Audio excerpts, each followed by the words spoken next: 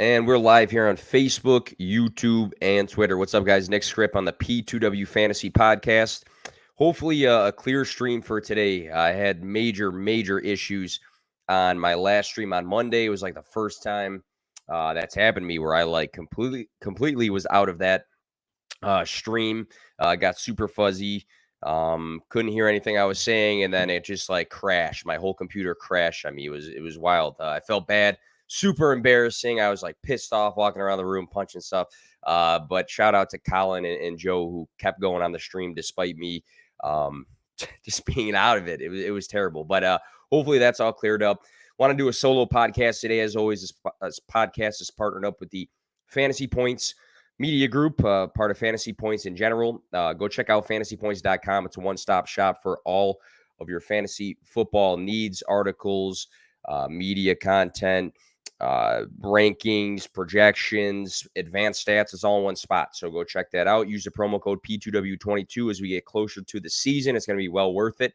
What we got going on today is an episode titled almost forgot what I titled it. Currently out on at cost. So we talk so often about guys that we like for fantasy. Let's talk about a couple guys that I'm kind of out on at where they're going right now for fantasy drafts. So if you are tuned into this show, stick with me. It's going to be a quicker one, but should be some good information.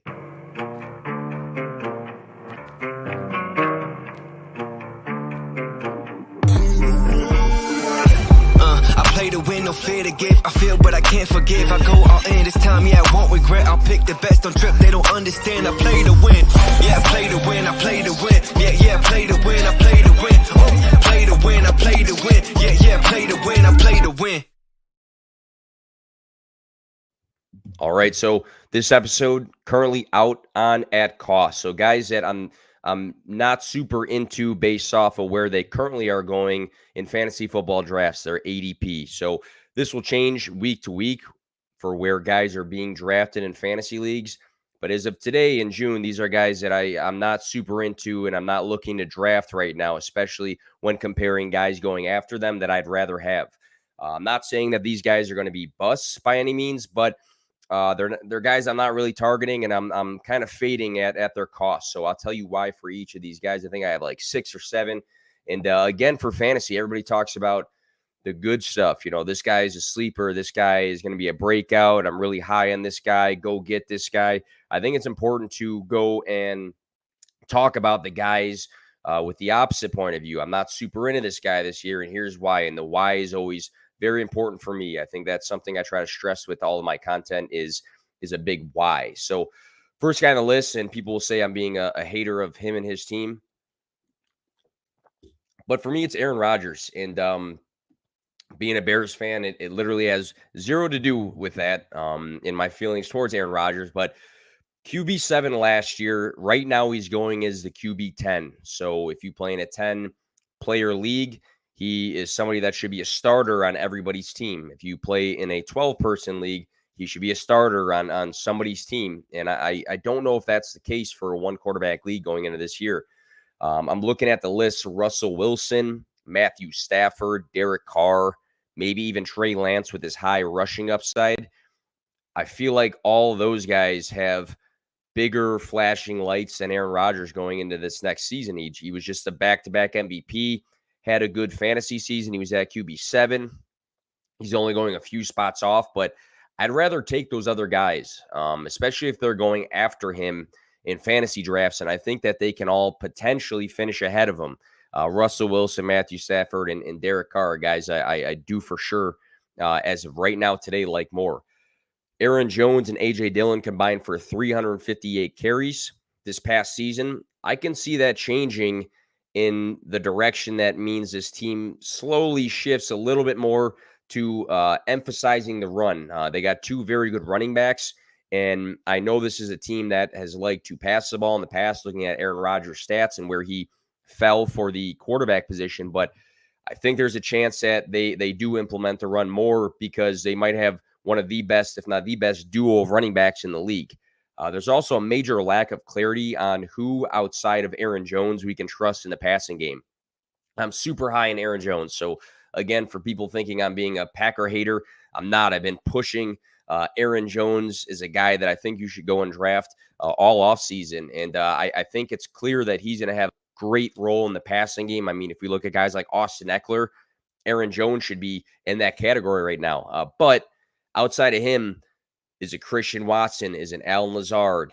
Is it Randall Cobb? I mean, you go down, is it Robert Tonyan? Like, who is going to be the main piece of this offense on the attack? I mean, is he just going to spread the ball out? Is it Sammy Watkins? I almost forgot about him. Is he just going to spread out the ball and nobody's like super relevant? I'm not sure. And again, I'm not saying that he's going to be a bust, but going is a QB 10, so a quarterback 1. Again, somebody that should start in a 1-quarterback league.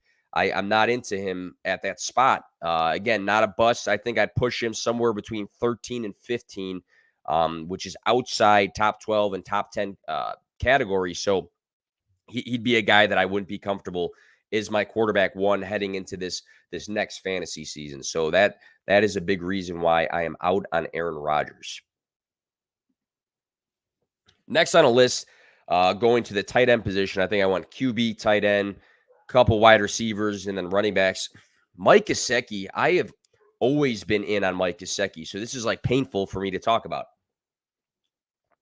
But things have changed in Miami, and Mike Gesicki has been solid for fantasy. I feel like he's always returned more than he's been drafted to go and take. So tight end 8 last season. Right now he's going as the tight end 12. So a top 12 tight end means he should be, again, a starter on everybody's or on somebody's fantasy team in your specific league.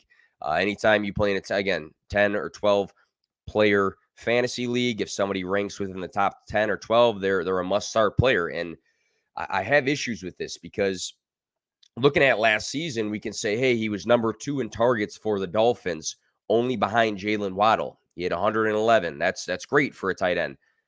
But Devontae Parker only played in 10 games last season, and he averaged more targets per game than Gesicki. So that makes you kind of think like, all right, Devontae Parker, say what you want about him. Obviously, he wasn't healthy. If he played a full slate of games, would he have been the number 2 and Gesicki was the number 3? And then what would that have looked like for fantasy purposes? And now this team has changed. Gesicki last season was number 1 for the tight end position in slot snaps. That's a player profiler stat. Some of these stats are directly from that website. But number 1 in slot snaps. And, we make fun of Jacksonville all the time about having a bunch of slot guys. Waddle was number 15 for the wide receiver position in slot snaps. Tyreek Hill, who is now a Miami Dolphin, was number 19 for the wide receiver in slot snaps. So now we got 3 guys that can operate intermediately in the slot. And does that take away from Gesicki? It could be the case, just because we got 3 guys now that can take those passes away. Obviously, Waddle and Tyreek Hill can operate on the outside. You might say, hey, maybe if one of those guys in the slot, it might open up some deeper passes for Mike Gesicki. But I think just bringing in another guy that's excellent in the slot, in Tyreek Hill, has the potential to hurt Mike Gesicki in this coming year. The one positive thing I will say is, he only scored 2 touchdowns this past season. I think that can go up. I think he can be in like the 5 or 6 range in this coming season. And that's going to be because the state of this offense is much better. They have, 3 new running backs in the system. They have Tyreek Hill and Jalen Waddle. So I think there's going to be more opportunities for Mike Gesicki, maybe in the red zone. But again, you got to understand that Tyreek Hill can be found there as well. I mean, his separation and his elite agility makes him a threat in that area too. And the big question marks for me with Mike Gesicki, he's a guy that's had decent target share and decent targets in the past, but that's my big, I don't know where he's going to be this year. Target share, what is that going to look like with Jalen Waddle now and Tyreek Hill? Plus, you got a guy like Chase Edmonds who's going to take some passing work away too. And I know you had Myles Gaskin there last year, but I think Chase Edmonds might profile even better than Gaskin.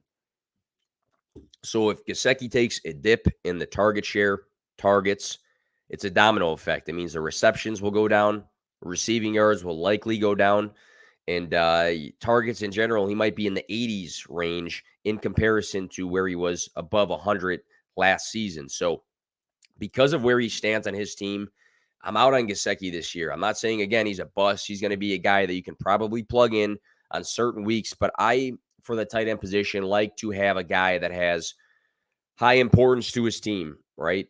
A guy that has consistent target share. The touchdowns, the big receiving days, those come afterwards. And Mike Gesicki now is the third option in this offense.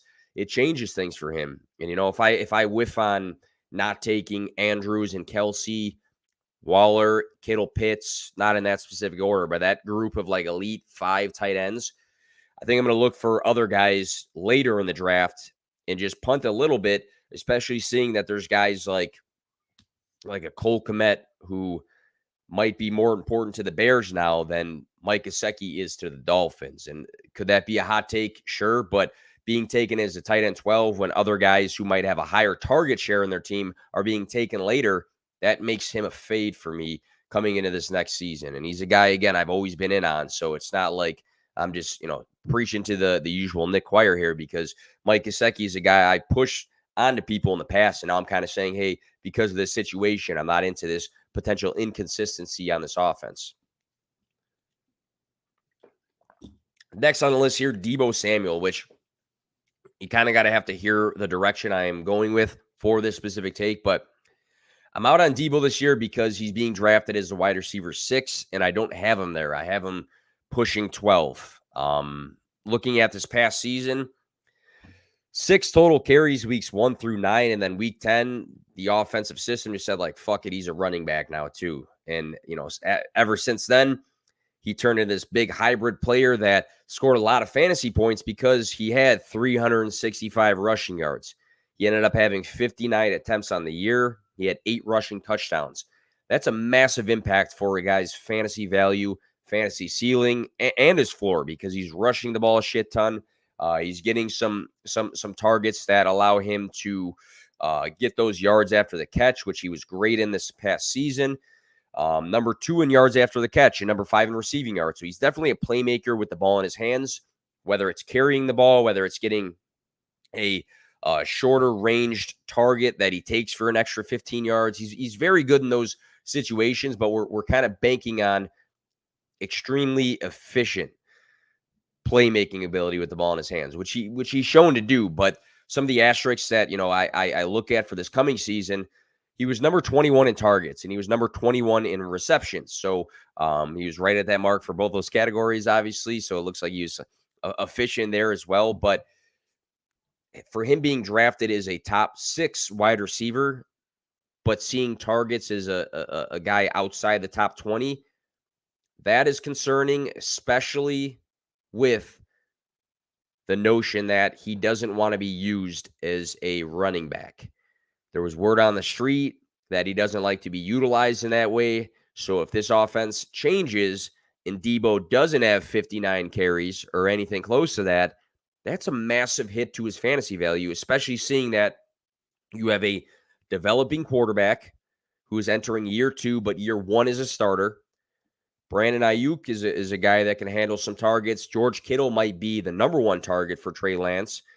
And it's an offense that we know likes to run the ball. Now you got a quarterback that also likes to run the ball. So if we throw out a mix of things of Trey Lance running, Trey Lance passing to Kittle, passing to Deebo, passing to Ayuk, Elijah Mitchell's running the ball, and we take away that rushing ability from Deebo, again, he's not a bust, but to say he's going to be a top 6 guy is something I'm not comfortable with. I think you're just banking on highly efficient yards after the catch like he was doing week in and week out this past season. So, again, I'm not out on him saying he's a bust. I'm not out on him saying he won't be successful. I'm out on him being the wide receiver 6 in a fantasy world where the wide receiver position is extremely deep.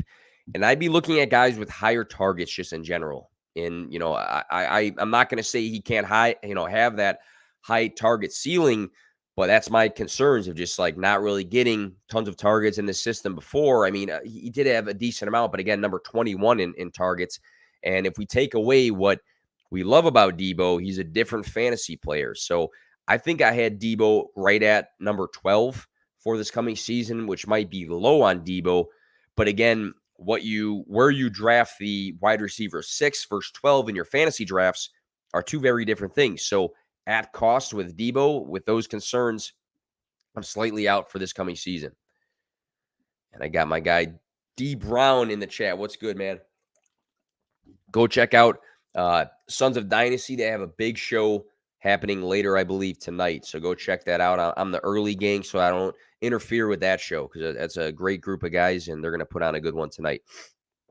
Next on the list, Chris Godwin. So love the player. He's awesome. 5 weeks of 20 fantasy points this past season. He was wide receiver 6 overall, weeks 1 through 15, before the ACL tear. I think the ACL tear actually happened in week 15. So obviously he had a phenomenal season, and then the injury happened. Here's my concern. Wide receiver 20 for his ADP, and we're talking about redraft here. So in redraft, it's much different than Dynasty because it's okay in Dynasty, depending on the state of your team, not to win every week and not to have a good fantasy season. For redraft, it's not. And I think we get caught up sometimes in like not understanding that for redraft. You have to do good every week for redraft. You should want to win in redraft. You should play to win.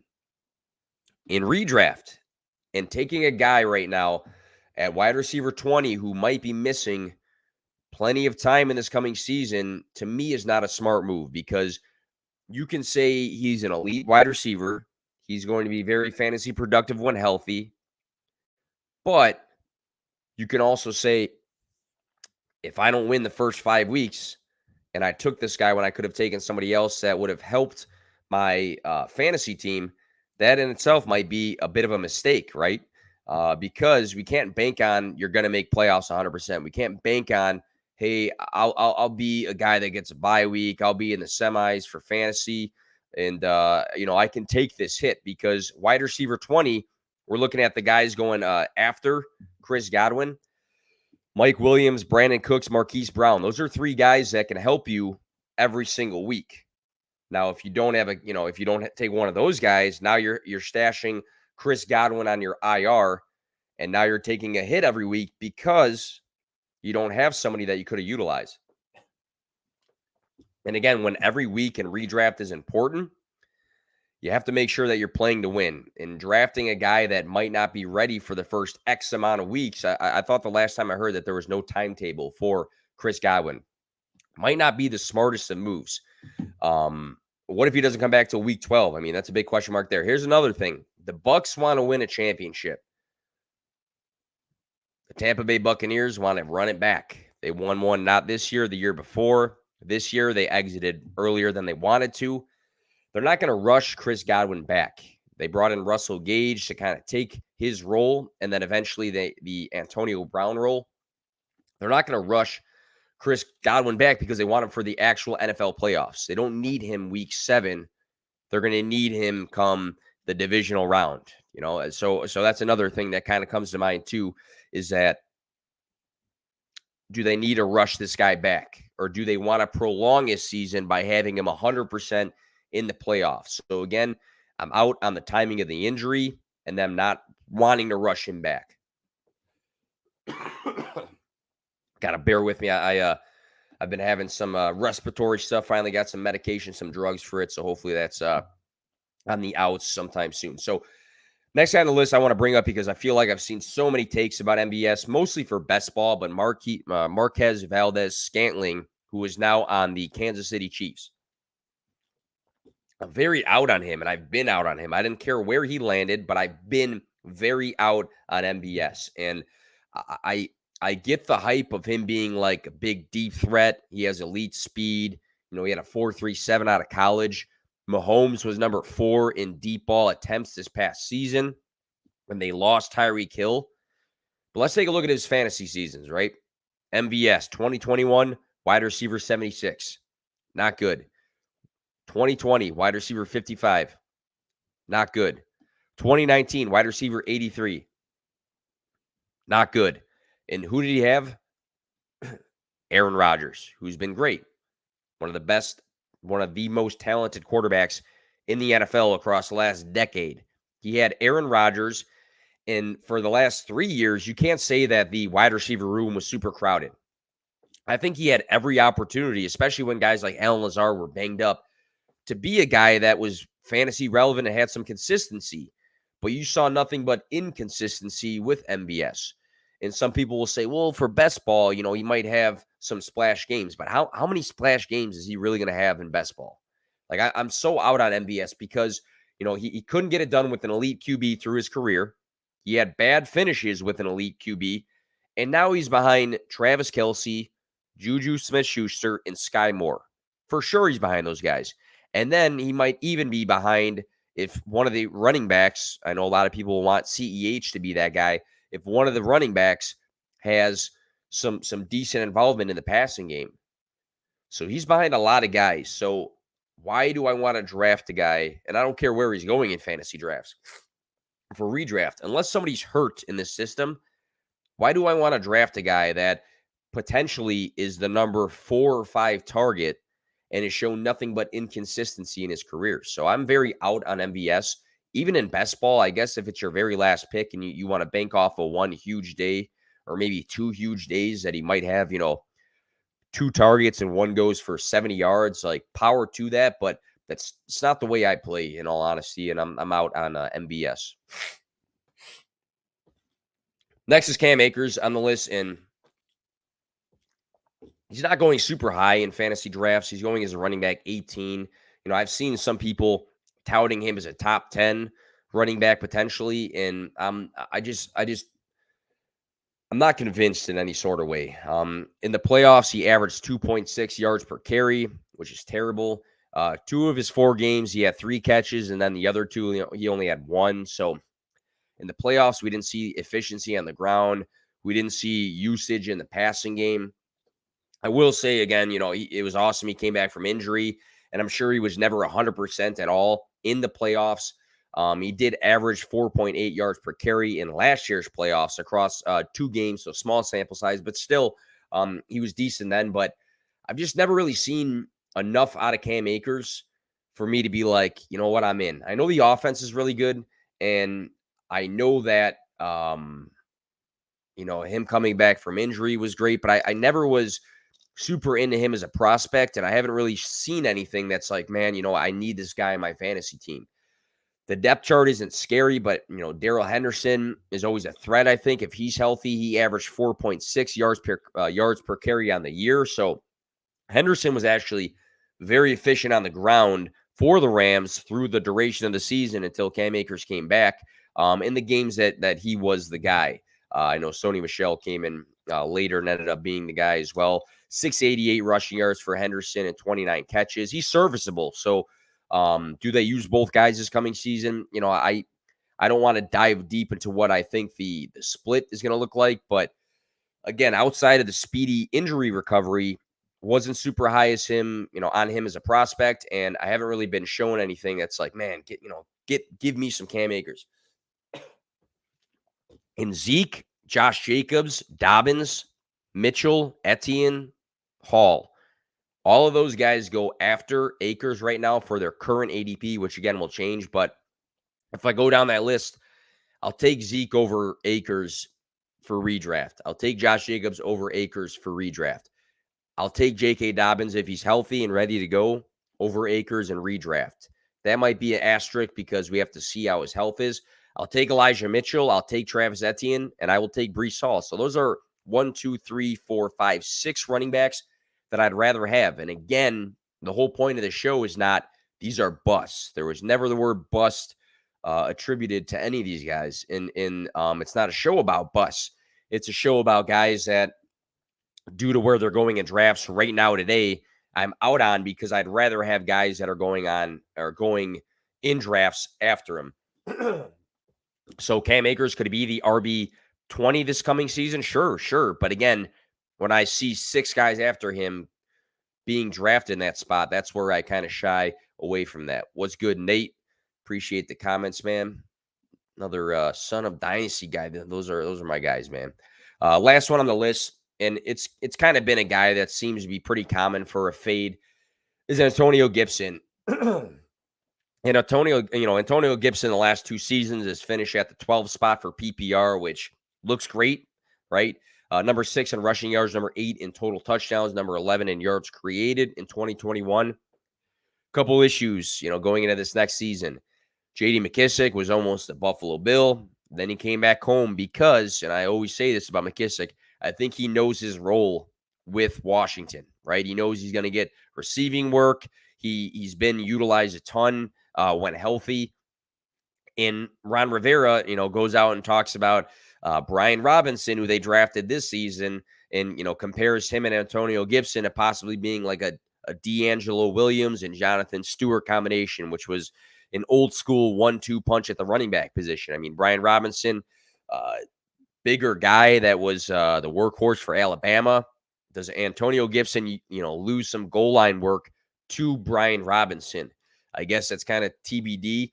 Does he lose receiving work to J.D. McKissick? Yes, because they brought him back for a reason. They didn't just bring him back to be a roster spot. My question mark with Antonio Gibson is not, athletic, abilities or anything like that. Could he be efficient when he does touch the football? Sure. But what's his total touches look like? And if he's, going decently high in, let's see where he's going at. If he's going pretty high in fantasy drafts, I think I just want guys that I know are going to consistently touch the football without two other guys kind of eating away at that role.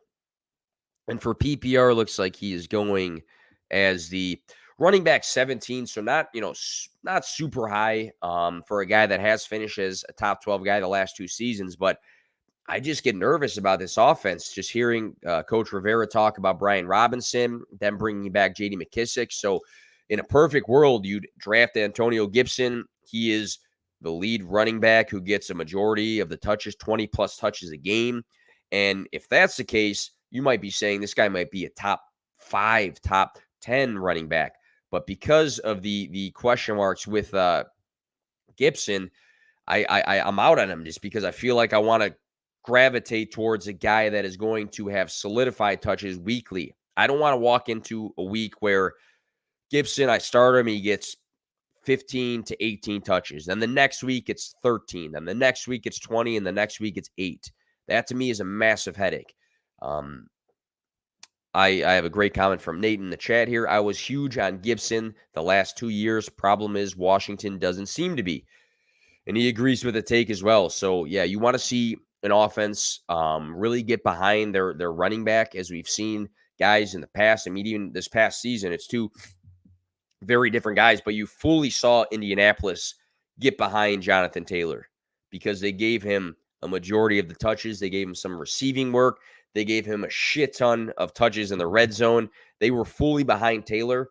And when we look at, the Gibson situation, it seems to be the opposite. We bring in more guys. We talk about split carries and split touches, and it's a big question mark. So that's about it for the podcast. Wanted to run through some guys. So again, my list: Rodgers, Gesicki, Deebo, Chris Godwin, MVS, Akers, and Gibson. It's a short list now, and it might change as we learn more information and things, kind of switch up as the season gets closer and closer. It's an early look at ADP. So ADP for, again, where guys are going to be drafted is going to change, I'm sure, drastically throughout the rest of this offseason as we get closer and closer to redraft. But it's important to kind of think about how things stand right now and how you view certain guys. And I said it at the beginning of the podcast before. We can go through our list of sleepers and breakouts and, the guys that we like and the my guys. But I think it's also important to take a look at some of the guys that we are kind of out on for fantasy purposes for a given season and give the reasons why. So if the reasons why I'm out on certain guys at their cost right now, and again, not bust, just I'm out at their cost, are not in agreement to you, that's the beauty of fantasy, because if we all drafted the same, shit would be boring and it wouldn't be fantasy football. So appreciate you guys tuning in. I'm glad I got through a stream without phasing out of it. Hopefully I didn't get too fuzzy or anything there. I have to sort out my Wi-Fi, but appreciate you guys for tuning in again, and let's get after it this season. And I did want to throw out one last thing. I had a rough start to the week. I've been dealing with some, respiratory stuff. My voice has been like in and out for like 2 weeks now, which is frustrating as somebody who podcasts all the time. Had a terrible stream on Monday, but I'm about it. So if you tuned in and you liked what I had to say, subscribe to the podcast, subscribe to the YouTube, follow me on Twitter, because again, in an off season where it seems to be a little bit inconsistent with the amount of content coming out and the information readily available, gravitate and find the guys that might be consistent. And if you don't like the things I say, find the next guy who is consistent with what they do. And I like to think that I have been. And again, I'm about that life. I'm about the grind. So be prepared to have plenty of me all off season and then a stupid amount of me through the actual regular season. So thanks again, guys. Have a good night.